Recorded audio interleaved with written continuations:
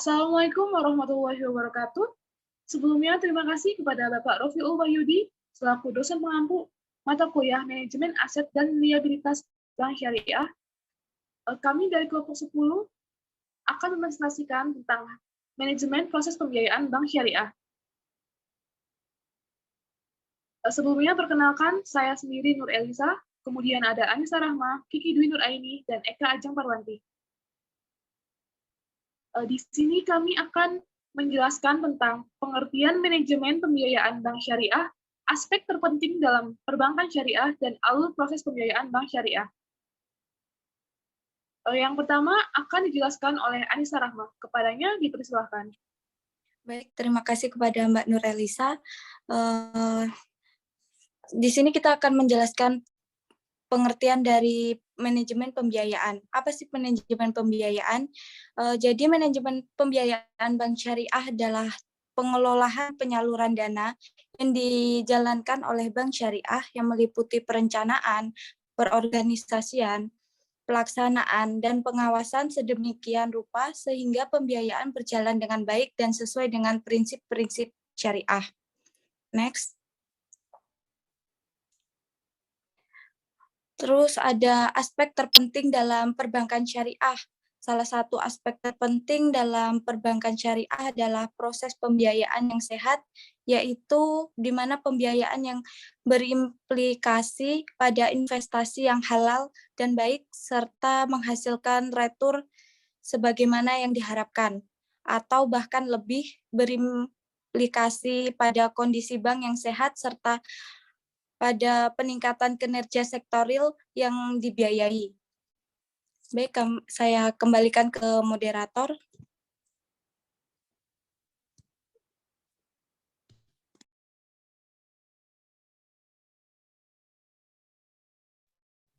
Baik, terima kasih kepada Mbak Rahma. Selanjutnya akan dijelaskan oleh Mbak Kiki Dwi Nuraini. Kepadanya dipersilahkan.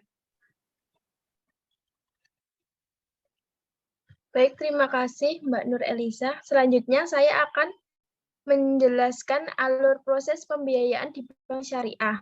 Terdapat 4 proses pembiayaan di bank syariah. Yang pertama yaitu inisiasi.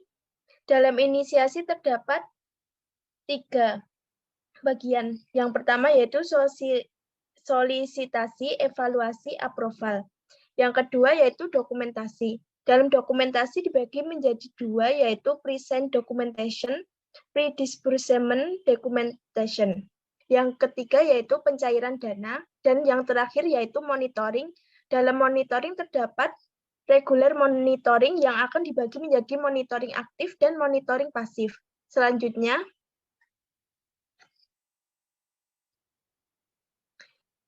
saya selanjutnya akan menjelaskan proses pembiayaan bank syariah yang pertama, yaitu inisiasi adalah proses awal menetapkan kriteria nasabah pembiayaan sesuai dengan kriteria yang ditetapkan oleh bank syariah. Kemudian melakukan evaluasi serta memberikan keputusan hasil evaluasi. Proses inisiasi terdiri dari 3 langkah, yaitu solisitasi, evaluasi, dan approval. Selanjutnya saya kembali. Baik, terima kasih kepada Mbak Kiki Dwi Nuraini. Materi selanjutnya akan dijelaskan oleh Mbak Eka Ajeng Parwanti. Kepada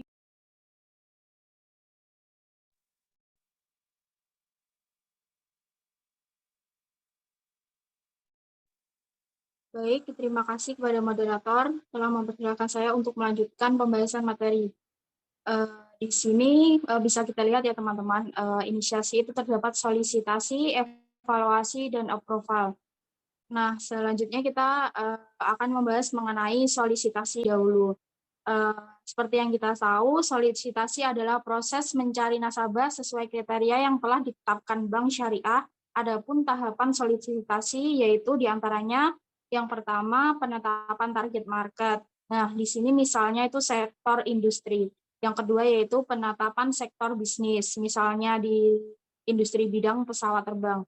Ketiga itu penetapan risk acceptance aset kriteria atau RAAC. Misal di sini resiko di bidang semen beserta turunannya. Yang keempat yaitu penetapan nasabah yang dibiayai, misalnya PT Dirgantara Indonesia.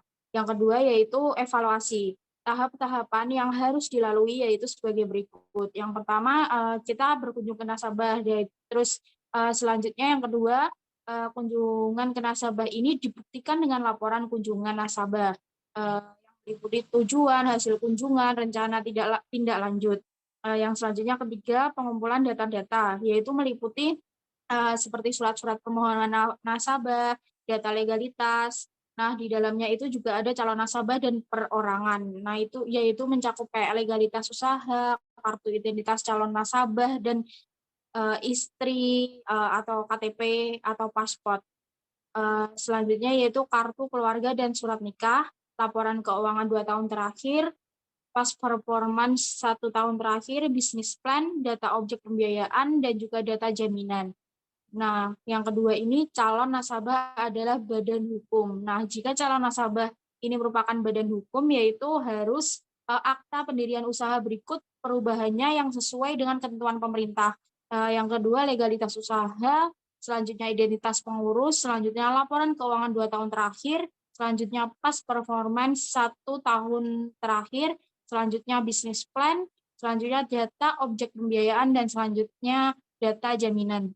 Yang ketiga yaitu tentang data yang dibutuhkan oleh officer bank didasari pada kebutuhan dan tujuan pembiayaan. Nah, di sini untuk pembiayaan konsumtif, data yang diperlukan adalah data yang menggambarkan kemampuan nasabah untuk membayar pembiayaan dari penghasilan tetapnya.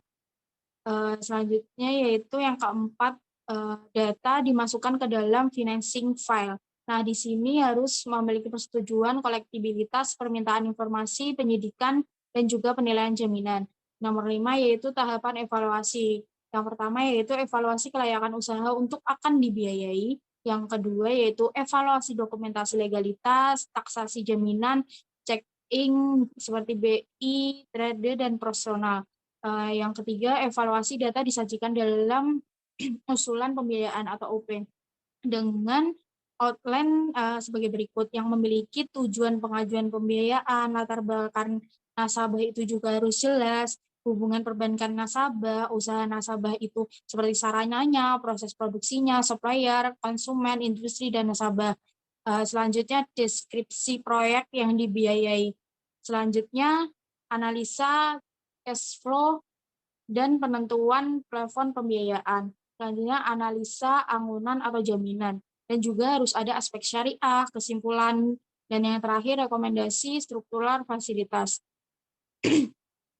Seperti yang kita ketahui juga, approval merupakan tahapan di mana hasil survei atau kunjungan ke nasabah telah dilakukan penilaian awal yang terkait dengan analisa kelayakan pembiayaan. Nah, proses persetujuan pembiayaan ini merupakan proses penentuan disetujui atau tidaknya sebuah pembiayaan usaha. Proses ini juga bergantung pada kebijakan bank yang disebut dengan komite pembiayaan. Dalam komite pembiayaan akan diperoleh persyaratan-persyaratan tambahan yang harus dipenuhi dan persetujuan suatu proposal pembiayaan. Nah, tambahan persyaratan tersebut itu harus dilakukan secara tertulis di dalam proposal pembiayaan dengan disertai persetujuan anggota komite pembiayaan yang bersangkutan. Nah, di sini juga akan saya jelaskan tahapan-tahapan yang dilakukan dalam proses approval. Yang pertama itu account manager. Di sini mempresentasikan usul pengajuan di depan komite pembiayaan. Biasanya itu minimal 3 orang yang salah satunya mencapai limit approval. Yang kedua yaitu keputusan komite pembiayaan. Nah, di sini itu bisa ditolak, bisa disetujui, atau bisa offering letter. Offering letter itu merupakan dokumentasi legal berisi komitmen bank untuk membiayai usaha nasabah. Yang selanjutnya yaitu dokumentasi. Setelah kita tadi membahas mengenai pengajuan pembiayaan, jika kalau disetujui, maka tahapan berikut adalah menyiapkan dokumentasi yang terdiri dari pre-site documentation, yang kedua yaitu pre-distribution documentation. Penjelasan dari keduanya, penjelasan yang pertama yaitu Pre-seg documentation merupakan dokumentasi yang harus disiapkan sebelum penandatanganan, yaitu antara lain offering letter atau OL, akad pembiayaan, akad dan dokumen jaminan, dokumen pendukung, itu seperti kontrak kerja, asuransi, dan lain-lain. Yang kedua tadi ada pre-distribution documentation. Itu merupakan dokumentasi yang harus disiapkan sebelum pencairan pembiayaan, yaitu antara lain seperti surat permohonan realisasi pembiayaan atau SPRP, kedua yaitu tanda terima barang, selanjutnya surat perintah transfer dana, yang selanjutnya dilakukan dokumen pendukung lainnya yang disyaratkan dalam offering letter. Berikut yang saya sampaikan, saya kembalikan kepada moderator. Baik, terima kasih kepada Mbak Eka Ajeng. Selanjutnya, materi selanjutnya akan disampaikan oleh saya sendiri mengenai pencairan dana. Nah, proses selanjutnya adalah pencairan fasilitas pembiayaan kepada nasabah. Untuk pencairan fasilitas sebelumnya telah ada, maka proses yang perlu dilakukan adalah memeriksa kelonggaran tarik fasilitas. Jika pencairan masih dalam batas kelonggaran tarik, maka pencairan dapat dilakukan. Namun, jika melebihi kelonggaran tarik, maka pencairan harus dihentikan hingga ada persetujuan dari komite pembiayaan. Persetujuan lanjutan ini disebut sebagai penyimpangan. Nah, penyimpangan ini dapat dilakukan jika telah mendapatkan persetujuan kembali dari komite pembiayaan. Nah, proses selanjutnya yaitu adalah monitoring.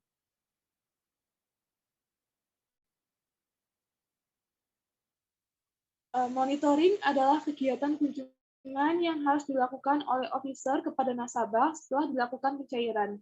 Bagi officer bank syariah, pada saat memasuki tahap ini, maka sebenarnya risiko pembiayaan baru saja dimulai saat pencairan dilakukan. Proses pemantauan dapat dilakukan dengan memantau realisasi pencapaian target usaha dengan bisnis plan yang telah dibuat sebelumnya. Nah, di monitoring ini ada regular monitoring, yaitu monitoring aktif dan monitoring pasif. Nah, monitoring aktif yaitu mengunjungi nasabah secara reguler dengan memberikan laporan kunjungan nasabah atau call report kepada komite pembiayaan atau supervisor. Nah, yang kedua adalah monitoring pasif. Monitoring pasif yaitu memonitoring pembayaran kewajiban nasabah kepada bank syariah setiap akhir bulan melalui mutasi rekening koran nasabah. Nah, mungkin itu saja yang dapat kelompok kami sampaikan. Semoga apa yang kami sampaikan dapat bermanfaat bagi kita semua. Mungkin itu saja. Terima kasih. Kurang dan lebihnya mohon maaf. Wassalamualaikum warahmatullahi wabarakatuh.